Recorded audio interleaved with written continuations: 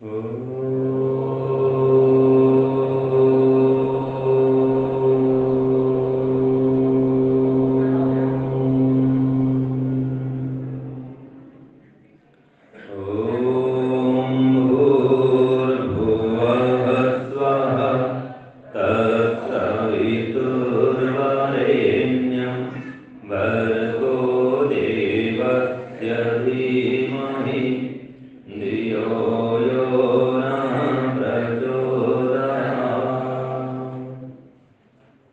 समाज से श्री जनकपुरी के माननीय प्रधान श्रीमदान साहब जी,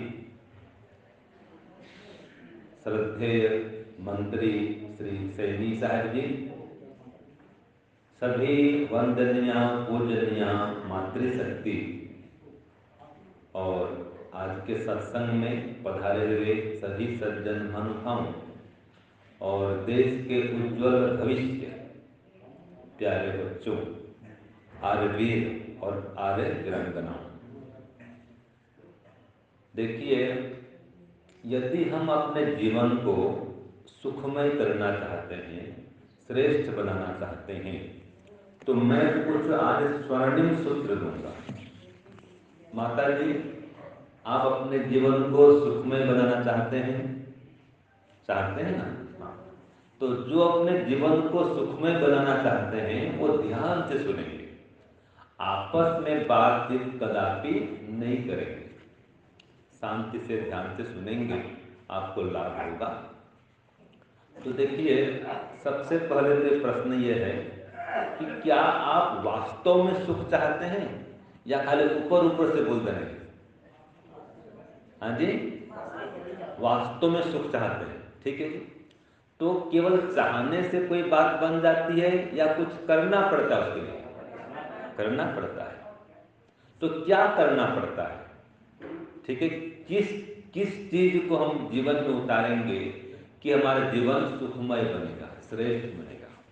तो सबसे पहला काम तो देखिए ये है, अगर आपको जो वस्तु चाहिए तो उसके भंडार के पास में जाना चाहिए, जहां पर पर्याप्त मात्रा में, जहां पर कभी कम नहीं होता है, खत्म नहीं होता है, समाप्त नहीं होता है, वह चीज उसके पास जाओ तो पर्याप्त मात्रा में आपको मिलेगा। तो ऐसे आपको सुख चाहिए, तो सुख का भंडार कहाँ है? सुख का भंडार किसके पास में है? ईश्वर के पास में है। तो ईश्वर के पास में जाना पड़ेगा। तो वो कहाँ रहते हैं? उनके पास जाना पड़ेगा। तो क्या कहीं दूर रहते हैं क्या कि हम कोई परम धाम जाओ, अक्षर धाम जाओ, और चौथे आसमान जाओ, सातवें आसमान जाओ, कैलाश धाम जाओ, तो वैकुंठ धाम जाओ, गोलोक धाम जाओ? हाँ, तो देखो, परमात्मा तो कण कण में है और उनका असली निवास स्थान जो है हमारा हृदय प्रदेश ही है, आत्मा है। तो जब भी उनसे मिलना होगा, उनसे बातचीत करनी होगी, तो आपको अंदर की ओर गति करनी होगी, ठीक है जी। उनसे भेंट अंदर ही होगी। तो असली सुख का भंडार तो आपके अंदर है, जो परम पिता परमात्मा है।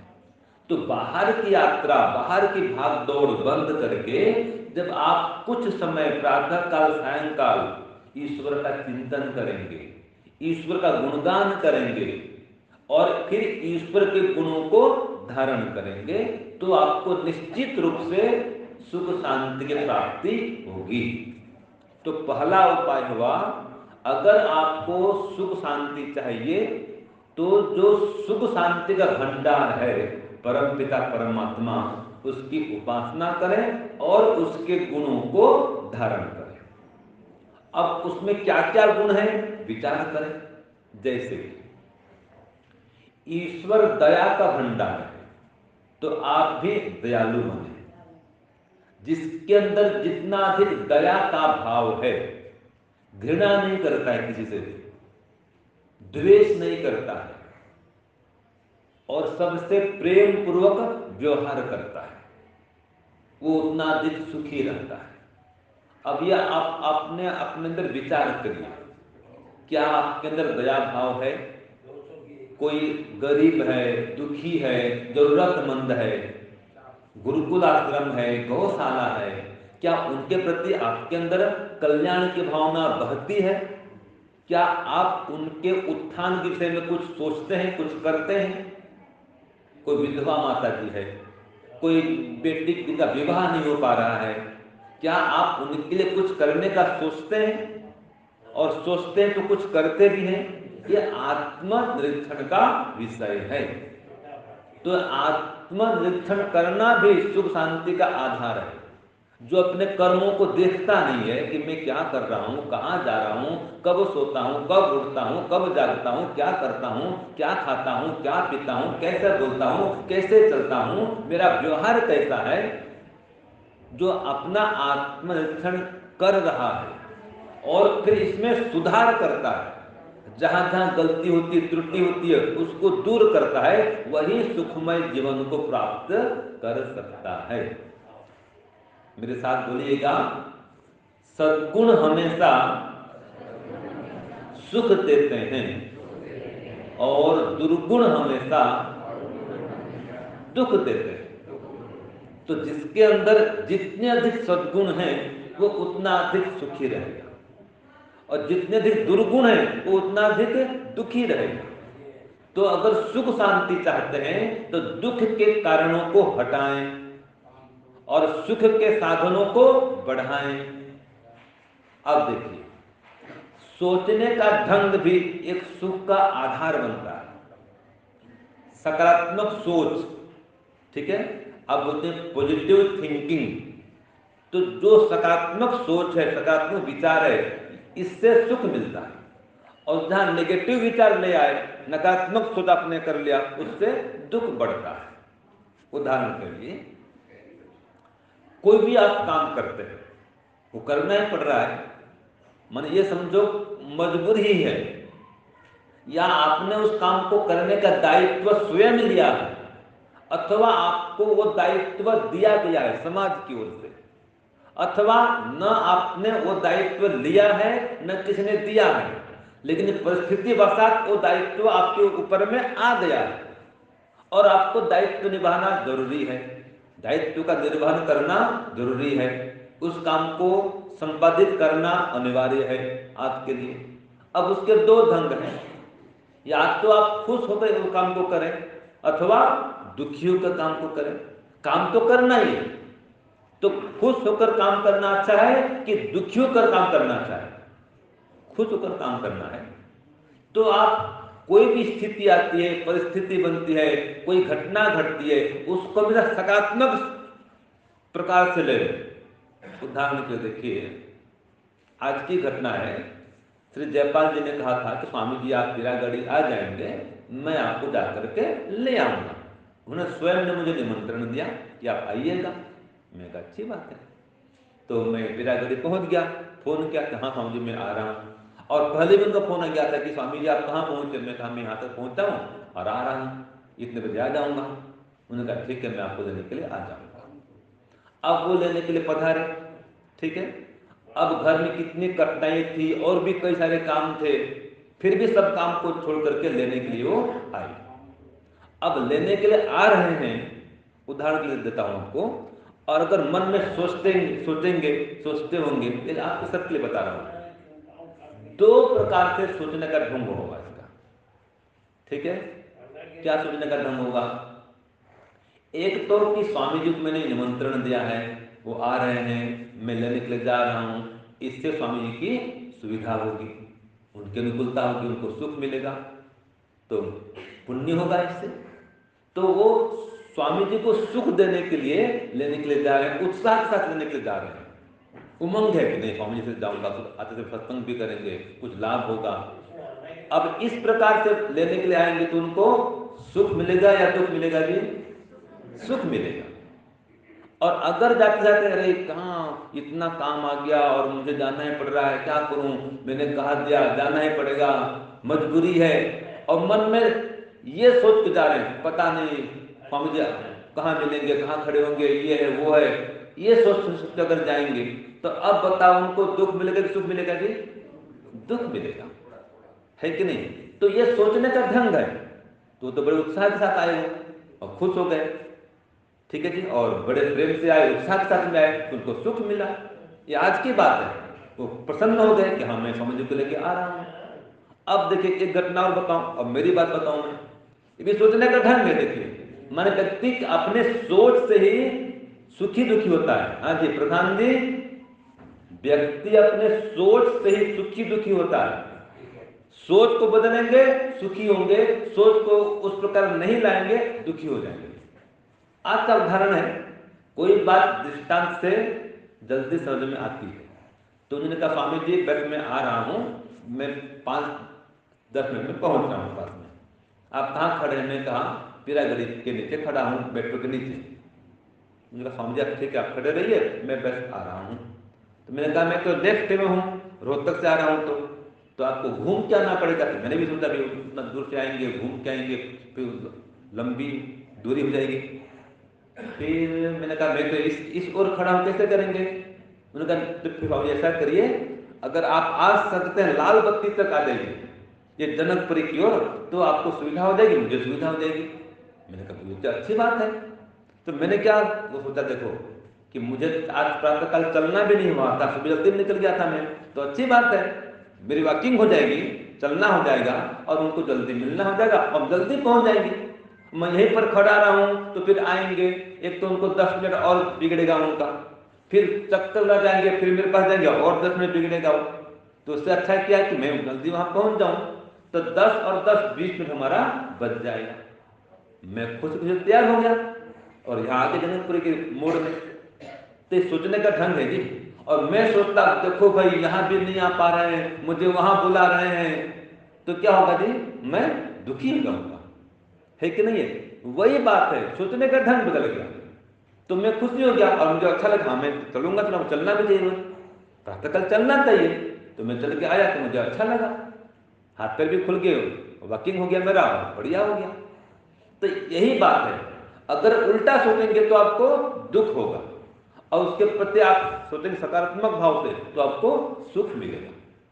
ऐसे आपके घर में कई घटनाएं घटती रहती हैं, अगर आप उसको पॉजिटिव सोचेंगे आपको सुख मिलेगा, और नेगेटिव सोचेंगे तो दुख मिलेगा। कोई घर में का संबंधी आ गए, कोई मेहमान अतिथि विद्वान सन्यासी आचार्य जी आ गए, अब आप सोचते हैं आज ही उनको आना था, मेरे पास इतना काम है, ये है वो है, अब भोजन भी कराना पड़ेगा। अब ये सब सोचेंगे और फिर भोजन भी कराएंगे, भोजन बना भी रहे हैं और वो मन में सोच भी रहे हैं कि आज ही आचार्य जी को आना था, पंडित जी को भी आज ही आना था, आज नहीं प्रधान जी ने मुझे काम सौंप दिया। अब ये सोच रहे हैं और खाना बना रहे हैं। अब उसमें आपको सुख मिलेगा माता जी कि दुख मिलेगा? दुख मिलेगा। और अगर आप सोचेंगे कि हाँ हाँ मुझे आज अवसर मिला है कि मेरे घर में स्वामी जी आ रहे हैं, आचार्य जी आ रहे हैं, पुरोहित जी आ रहे हैं, मुझे प्रधान जी ने मंत्री जी ने अवसर दिया सेवा करने का, ये अतिथि यज्ञ है, अतिथि को भोजन करने पर पुण्य मिलता है। जब भी अतिथि किसी घर में जाता है वो पुण्य दे करके आता है, ये नियम है। तो अगर आप इस प्रकार सोचेंगे, अब आपको सुख मिलेगा कि दुख मिलेगा जी? सुख मिलेगा। तो मतलब कोई भी काम आप करते हैं, संस्था समाज में आए, संस्था में आए, कल्पना करते हैं कोई व्यवस्था नहीं हो सकी थी, कुर्सियां नहीं लगी थी, आपको कहा दिया मंत्री जी ने कि प्रधान जी ने थोड़ा कुर्सी लगा दो, और आप सोचते हैं देखो भाई मुझसे सेवक का काम करा रहे हैं, मैं तो यहाँ का सेवक हूँ, मैं तो यहाँ का सभासद हूँ, सदस्य हूँ, मुझसे ये काम करा रहे हैं, और फिर आपने काम कर भी दिया, तो आपको उसमें सुख मिलेगा कि दुख मिलेगा जी? दुख मिलेगा। और आप सोचेंगे कि हाँ हाँ कोई बात नहीं, कर दें, क्या है, जो पुण्य काम है करना चाहिए। समाज में आने से कोई भी सेवा काम जरूर करना चाहिए, अपने आप कर देना चाहिए। कहीं पर गंदगी है थोड़ा कोई बात नहीं, जो सेवक है वो तो करेंगे ही करेंगे, उनकी ड्यूटी है, लेकिन आप कर देंगे तो आप पुण्य के भागी हो जाएंगे। तो जहां तक सेवा हो बढ़ाएं, सेवा करने से सुख की प्राप्ति होती है। आप अनुभव करके देख लें, किसी को भोजन खिलाने से आनंद मिलता है, अच्छा अच्छा भोजन करेंगे तो उस इंद्रियों का सुख मिलता है, लेकिन किसी को भोजन कराएंगे उससे आनंद मिलता है, एक संतुष्टि होती है।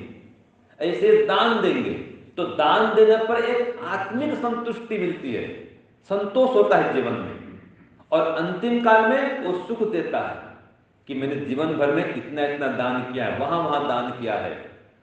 आज दान की घोषणा प्रधान जी कर रहे थे, तो कई लोगों ने दान दिया, तो दान देने के बाद में आपके अंदर में भाव आया ना, जो दान दिए थे, कि मैंने अच्छा काम किया है, अच्छे स्थल में मैंने दान भेजा है।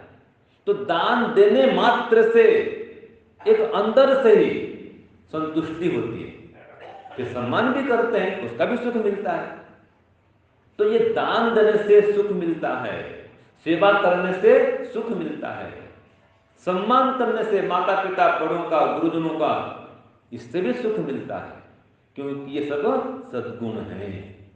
याद रखिए, जितने आपके अंदर सद्गुण बढ़ेंगे, आपके अंदर सुख की मात्रा बढ़ेगी, और अगर दुर्गुण बढ़ाएंगे तो दुख की मात्रा बढ़ेगी। तो जो सुख चाहते हैं, सद्गुण को बढ़ाएं और दुर्गुण को घटाएं।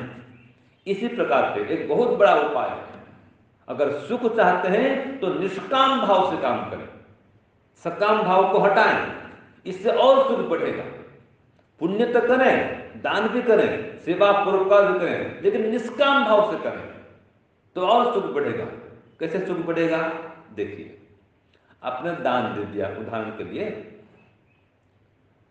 कोई बड़ा कार्यक्रम हो रहा है, आपने 11,000 का सहयोग कर दिया, और मन में क्या भाव रखा कि मुझे स्टेज में बुलाना चाहिए, मुझे फूलवाना पहनाना चाहिए, ठीक है, और सम्मान मेरा होना चाहिए, और होना भी चाहिए, ये न्याय की बात है। लेकिन अगर भूल चुक में वो भूल गए सम्मान करने के लिए, और आपके अंदर भावना बनी हुई है कि मेरा सम्मान तो होना चाहिए, घोषणा करनी चाहिए, अब न तो घोषणा की उन्होंने और न आपका सम्मान किया उन्होंने, अब बताओ आपको दुख होगा सुख होगा जी? दुख होगा। क्यों दुख होगा? क्योंकि अपने मन में भावना बना रखी है कि मैंने 11,000 का दान किया है, तो दान करने पर होना चाहिए सुख, लेकिन मन में अपने भावना बना रखी है, नहीं तो मुझे तो सम्मान चाहिए, सम्मान होना चाहिए, बस अब सम्मान नहीं हुआ तो दुख हो जाएगा। जबकि आपको पुण्य तो मिलेगा, ये तो मिल चुका पुण्य दान करते ही, लेकिन फिर भी मानसिक शांति नहीं रहेगी। क्यों? सकाम भाव से कर रहे हैं। वही अगर निष्काम भाव से करेंगे कि मैंने अपना दान दे दिया, संस्था का उपकार होगा, बच्चे पढ़ेंगे, जो भी संस्था है जहां पर आपने दान दिया है, तो अगर निष्काम भाव से दान करेंगे और मन ये अपने भाव नहीं रखा कि सम्मान करेंगे ही, मेरे चित्त लगना चाहिए भवन में, जहां मकान बन रहा है, भवन बन रहा है, मैंने दान दिया वहां 1 लाख का, तो मेरा चित्त लगना चाहिए, तो ये सब भावना बना के दान कर रहे हैं, और वो चीज नहीं हुआ, नाम की घोषणा नहीं हुई, फूलमाला नहीं पहुंना है, तो अब क्या होगा?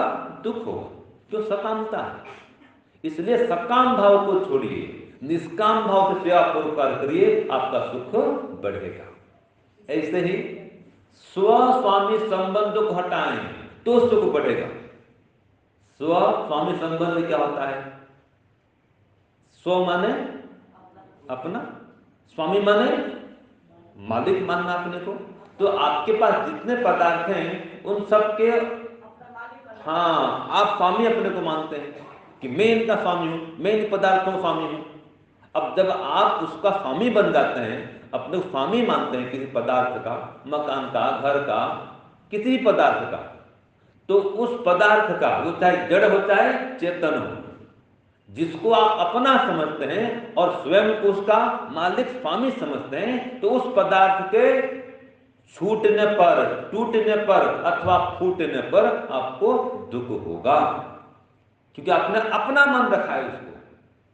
और वही पदार्थ अगर किसी और का है, आपका पदार्थ नहीं है वो, आपको पता है, उदाहरण के लिए आप किसी ऑफिस में, कार्यालय में नौकरी करते हैं, और वहां की कोई कुर्सी टूट गई या कोई कांच का ग्लास भी टूट गया मान लीजिए, तो आपको कुछ दुख होता है क्या?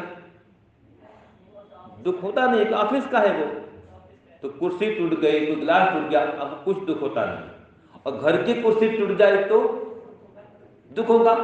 क्यों? आप मानते कि मेरा है, ये मेरा सामान है, मेरी कुर्सी है, मैंने खरीदा है, तो इसको आपने अपना मान रखा है।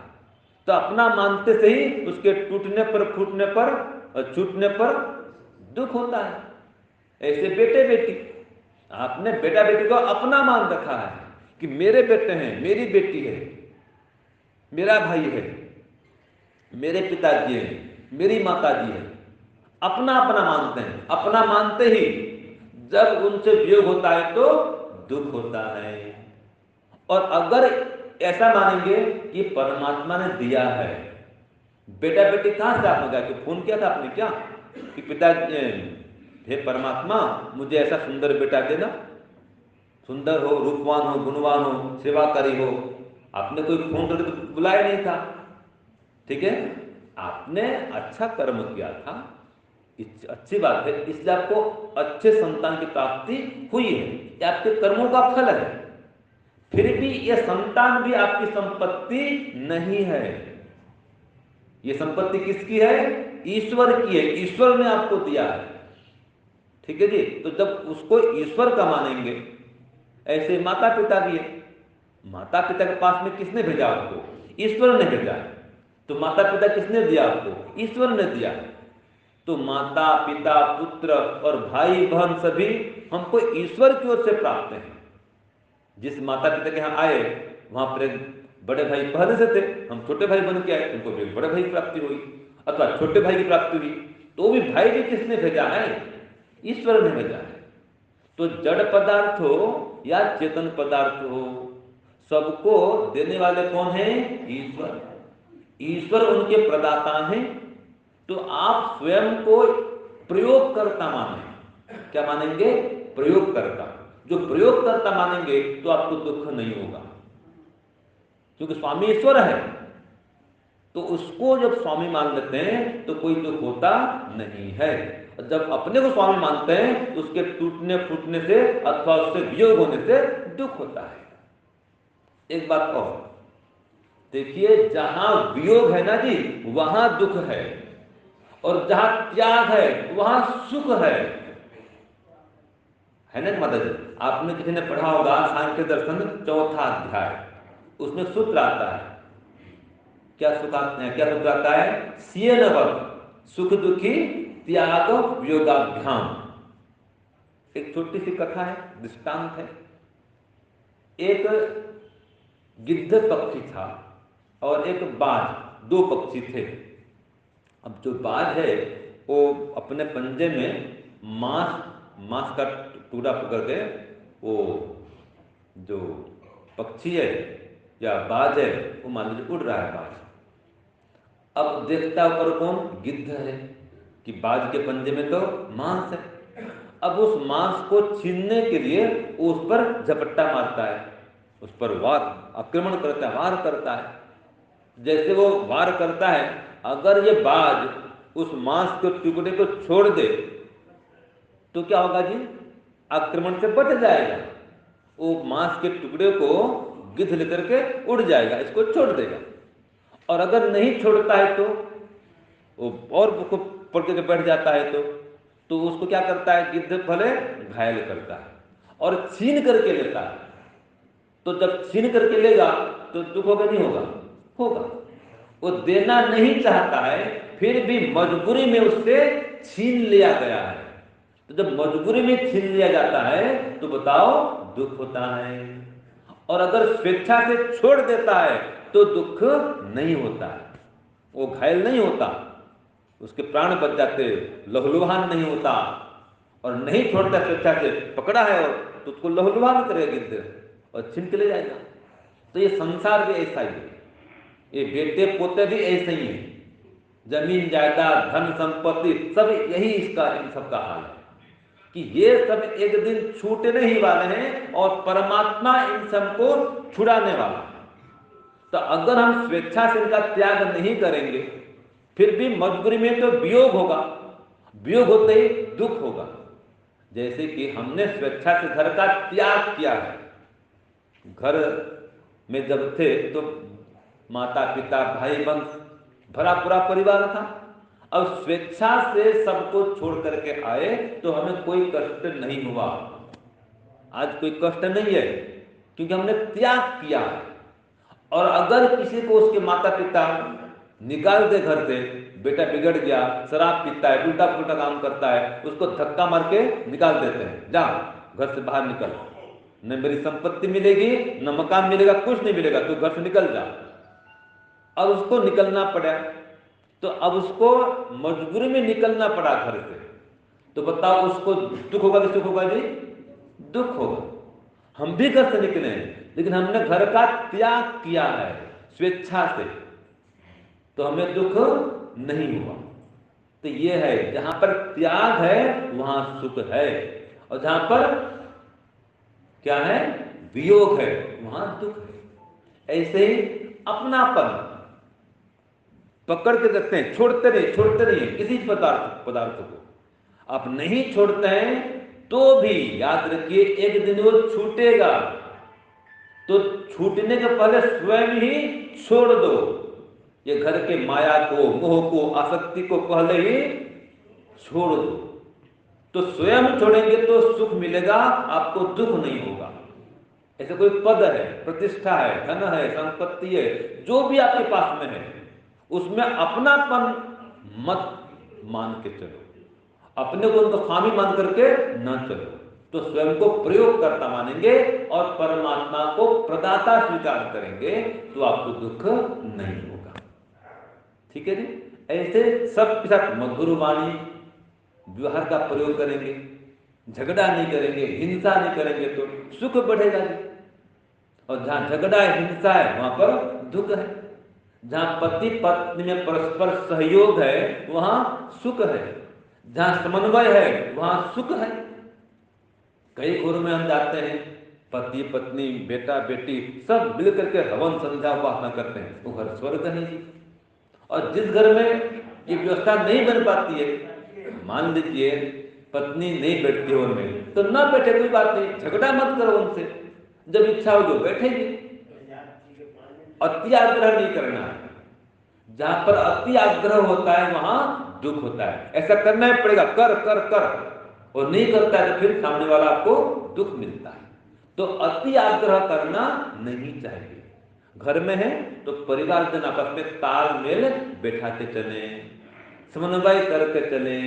जहां समन्वय है वहां सुख है, जहां समन्वय नहीं है वहां दुख है। जहां सुव्यवस्था है वहां सुख है, जहां सुंदरता है वहां सुख है, जहां शुद्धि है, सफाई है, वहां सुख है। जहां पर सेवा है वहां पर सुख है, जहां साधना है वहां सुख है, जहां सात्विक आहार विहार विचार है वहां सुख है, जहां सुव्यवस्थित दिनचर्या है वहां सुख है। जहां पर अव्यवस्थित दिनचर्या है, अव्यवस्था है, वहां पर दुख है। जहां पर सुमधुर वाणी नहीं है, सात्विक आहार विचार जहां नहीं है, तामसिक आहार विचार है, तामसिक व्यवहार है, वहां दुख है। ये सब दुख और सुख के कारणों को जाने, दोनों उपाय को समझें, किससे दुख मिलता है और किससे सुख मिलता है, ऐसा और चिंतन करें। तो जिन जिन उपायों से आपको सुख मिलेगा उन उन उपायों को करना चाहिए, और दिन भर की दिनचर्या बनाएं कि कितने बजे उठना है, कितने बजे सोना है, कितने बजे ध्यान करना है, उपासना करना है, सबका समय तय करें, निश्चित करें। स्वाध्याय के लिए भी समय निकालें, कुछ साधना के लिए भी समय निकालें, और कुछ सेवा काम भी हर दिन करें। तो जिसके अंदर अनुशासन है स्वयं के प्रति, जो स्वयं पर शासन करता है, वो ज्यादा सुखी रह सकता है। जिसका अपने मन पर इंद्रियों पर नियंत्रण है वह सुखी है, जिसका मन पर इंद्रियों पर नियंत्रण नहीं है वो सुखी नहीं रह सकता। जो जितना अधिक यम नियम का पालन करता है वो उतना अधिक सुखी है, जो जितना अधिक यम नियम का उल्लंघन करता है वो उतना अधिक दुखी होता है। जो शरीर को स्वस्थ रखने के लिए कुछ आसन व्यायाम प्राणायाम और भ्रमण भी करता है वो सुखी स्वस्थ रहता है। जो न आसन करता है, न व्यायाम करता है, न प्राणायाम करता है, कोई दिनचर्या नहीं है, सुबह लेट में उठता है, रात को लेट में सोता है, वो अस्वस्थ होगा, दुखी हो जाएगा। ठीक है जी? तो सुबह जल्दी उठे, जो रात को जल्दी सोए लो, उसके पास संध्या उपासना के समय होगा प्रातः काल, वो हवन भी कर पाएगा। ठीक है जी, हवन करने पर सुख मिलता है।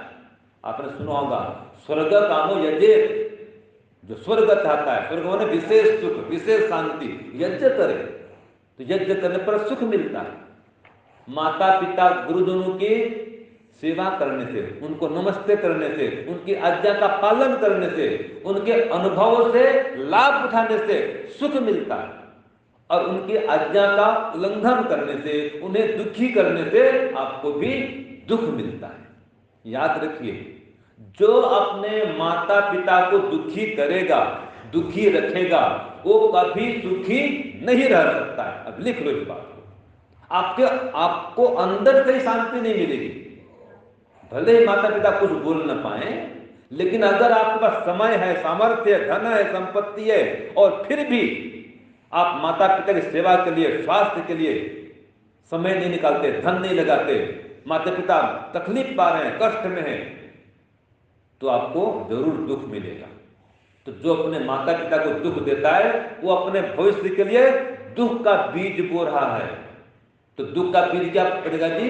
दुख का पेड़ बनेगा, उसके दुख के फल आएंगे। और जो माता पिता को सुख दे रहा है, वो अपने लिए सुख का बीज बो रहा है, उससे सुख का वृक्ष बनेगा, उसमें सुख के फल आएंगे। ये सब सुख के उपाय हैं, तो ये व्यवहार में लाइए। कई बार ऐसा होता है कि सेवा तो कर देते हैं, लेकिन माता पिता का अपमान कर देते हैं। ऐसे पुत्र होते हैं, ऐसे बहू होती है, पुत्र वधू की, कि बात बात में माता पिता को डांटते फटकारते रहते हैं। आपने देखा होगा कि माता जी आपको क्या पता है, अब चुपचाप बैठे रहो, अभी जमाना बदल गया है, वो पता नहीं है। ऐसे माता पिता को डांट देते हैं, है कि नहीं है? सब करते हैं। लेकिन इसी बात को प्रेम से भी कहा जा सकता है। ठीक है, तो जो माता पिता को डांटते हैं, फटकारते हैं, क्या इसमें माता पिता को सुख मिलता है? बताओ, नहीं मिलता सुख। और कई बार तो अतिथियों के सामने भी माता पिता को डांट देते हैं, उनका अपमान हो जाता है। तो याद रखिए, अगर आप माता पिता को डांट फटकार करेंगे, आपके बच्चे भी सुन रहे हैं, आप अपने लिए डांट फटकार ही रख रहे हैं। ये तो थोड़ा आप अच्छे कि माता पिता को केवल डांट फटकार रहे हैं। आज की पीढ़ी तो वो डांट फटकार से आगे भी बढ़ सकती है। अगर आप डांट फटकार करेंगे तो आपके संतान कैसे करेंगे? आप विचार करिए। तो आप जो भी काम करेंगे, देखिए बच्चे देख करके सीखते हैं, इसलिए बच्चों के अंदर सद्गुण भरिए। उनके सामने कोई ना गलत काम करिए, ना उनको गलत काम करने दीजिए। तो बच्चों को संस्कारवान बनाइए, और इसके लिए स्वयं पहले संस्कारवान बनिए। आप स्वयं सद्गुण को धारण करिए और अपनी भावी पीढ़ी को सद्गुण को धारण कराइए। स्वयं भी संध्या उपासना करिए, जो मैंने सत्कर्म बता दिए, सद्गुण बता दिए, स्वयं धारण करिए और अपने बच्चों को धारण कराइए। तो बच्चों को संस्कार देना आवश्यक है, तो आपका भविष्य भी सुखमय रहेगा। तो कुछ बातें मैंने बता दी। मैं यहाँ आता हूँ तो मुझे खुशी होती है, क्योंकि यहाँ पर छोटी छोटी बेटियां मिलती हैं। ये आपका बहुत अच्छा काम है कि आप भावी पीढ़ी को तैयार कर रहे हैं। और विनंगना को हम लाते हैं, कार्यक्रम में लेके जाते हैं, तो यही हमारी पूंजी है कि हम स्वयं भी ऐसे सत्कर्म करें, समाज में आए, सद्गुण बढ़ाएं और अपने बच्चों को भी इस प्रकार प्रेरणा प्रदान करें। तो निश्चित रूप से हमारा भविष्य सुखमय बनेगा, हम सुख शांति से युक्त होंगे और हमारा जीवन आनंदमय बनेगा। इन्हीं सब के साथ में भगवान के विराम, परमपिता परमात्मा आप सबको सुखी रखें, आपको स्वस्थ करें, आप आयुष्मान बने, दीर्घायु हुए। इतना कहते हुए ओम शांति ओम।